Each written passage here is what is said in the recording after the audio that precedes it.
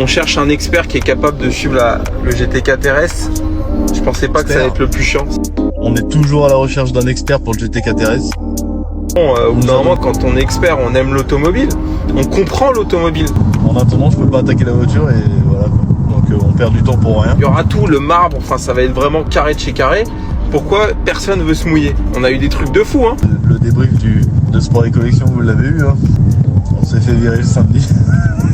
Expert qui est capable de se déplacer à Orléans, parce que la voiture est à Orléans, pour suivre ce chantier. Les amis, j'en profite, je rajoute une couche là. Suite à la story d'Alan, on cherche un expert qui est capable de suivre le GT4 RS. Je pensais pas que ça allait être le plus chiant. C'est pas de trouver des pièces, c'est pas de budgéter le chantier, c'est vraiment de trouver un expert qui soit capable de suivre le chantier. Mais j'ai une vraie question à vous poser. Je sais qu'il y a des experts qui me suivent, mais en fait, à quoi vous servez? Sincèrement, j'ai une vraie question. Expertiser des pare-chocs, des conneries comme ça.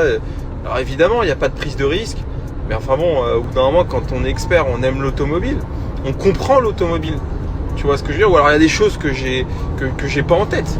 Mais enfin, quand on fait une réparation dans les règles de l'art, ce qui va être le cas, avec la mesure des cotes, enfin bref, il y aura tout, le marbre, enfin ça va être vraiment carré de chez carré. Pourquoi personne veut se mouiller? On a eu des trucs de fou, hein. Et donc voilà, j'aimerais savoir. On a eu des experts qui nous ont dit ouais, c'est tant plus 4000 € en espèces, et on a eu des trucs de ouf, hein. Donc là, au bout d'un moment, on va être sérieux un minimum.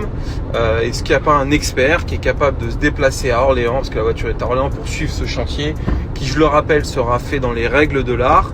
On ne demande pas de passe droit, on ne demande pas de... Voilà, on demande un expert qui suive ce projet, tout simplement. Nous demandez pas des enveloppes en espèces. Nous dites pas, enfin voilà, nous dites pas, ça se dit. Nous disez pas. Nous dites pas, oui c'est ça. Nous dites pas que je suis attardé aujourd'hui. Nous dites pas que enfin voilà, que Orléans c'est loin quand vous êtes de Paris. On a un mec qui nous a dit ouais, Orléans c'est trop loin. Bon, c'est 45 minutes, tu te rends compte? Donc bon voilà, on cherche. Les amis, j'espère que vous allez bien.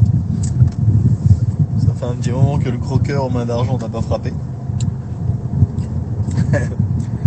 Je voulais revenir un petit peu sur l'expert. On est toujours à la recherche d'un expert pour le GT4 RS. On nous a donné plein de contacts, plein de contacts, mais soit les mecs sont trop loin et donc il y a des frais de déplacement, c'est le double du prix de l'expertise. Ou soit ils veulent pas faire, ou soit si, soit ça, il y a toujours un truc. Enfin, bref. Donc on refait un appel. On cherche un expert pour suivre le dossier. Donc si jamais vous êtes expert ou vous connaissez quelqu'un, n'hésitez pas à nous contacter. Qu'on puisse avancer, parce que en attendant je peux pas attaquer la voiture et voilà. Donc on perd du temps pour rien. Là on a une ou deux personnes sous le coude, mais c'est pareil, on attend, voilà, on va pas attendre, c'est le premier qui dégaine avec qui on suit le véhicule. Donc voilà, on aimerait bien faire un peu de contenu là-dessus et puis que ça commence quoi, et puis qu'on puisse... Donc voilà. Normalement, finalement la caisse n'est pas, a priori pas disponible, donc on va partir sur une réparation classique. Et puis bah voilà, quand on est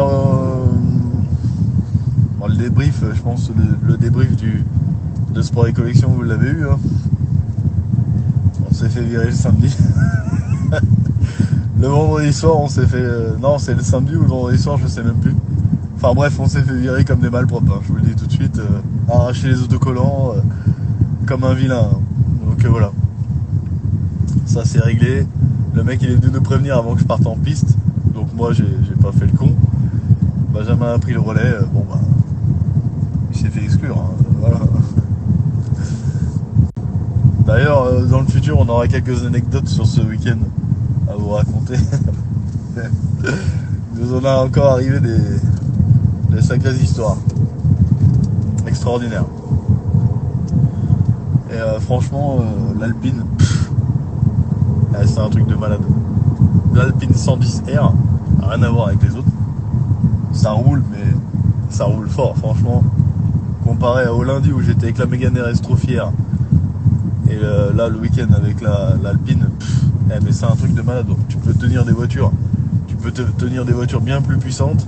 Les mecs ils essayent de passer aussi fort que toi dans les virages, c'est compliqué. Surtout qu'elle est pas non plus en cup de air, machin, elle est pas en pneu slick, etc. Mais on rivalisait avec les ligiers de course là qu'on avait déjà essayé d'ailleurs. Enfin bref, c'est ouf.